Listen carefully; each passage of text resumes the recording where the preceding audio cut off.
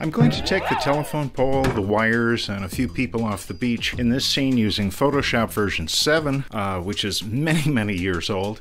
But this is just to show you that virtually with any version of Photoshop, you can do this magical retouching work.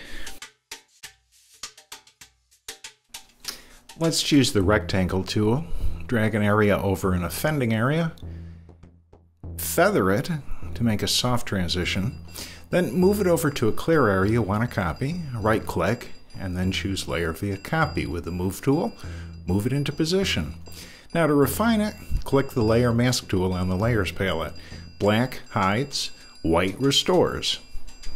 When the hiding work is done, right-click, choose Apply Layer Mask, and then flatten the image so we don't have layers anymore.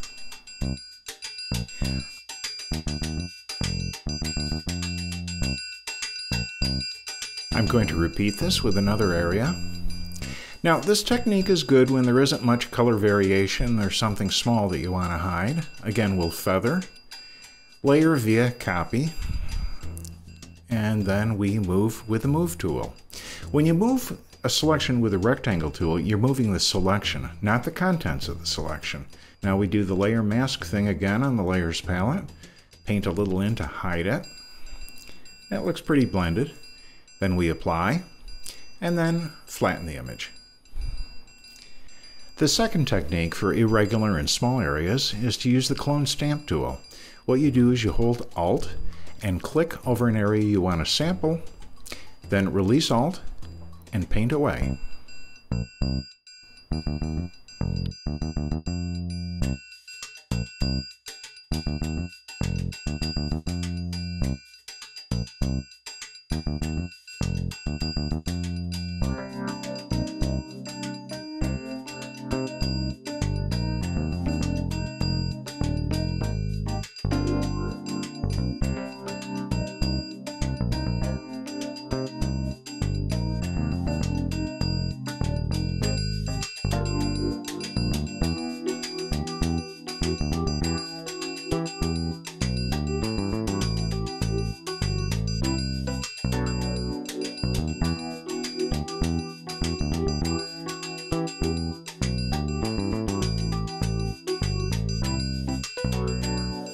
It's worth noting here that the Clone Stamp tool operates in two different modes that you define on the options bar by checking the box.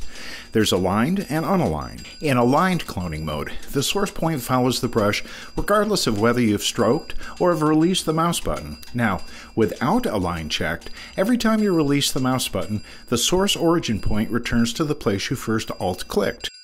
This is why frequent resampling of the origin is a good idea. Also, if you're new to Photoshop, you can change the size of any brush tool by right-clicking over the image window and then choosing a nib size from the pop-up panel.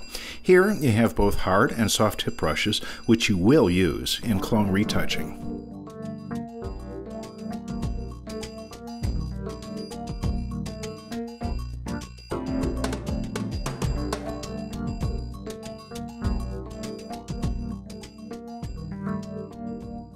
Ta-da! Who wants to answer the telephone at the beach anyway?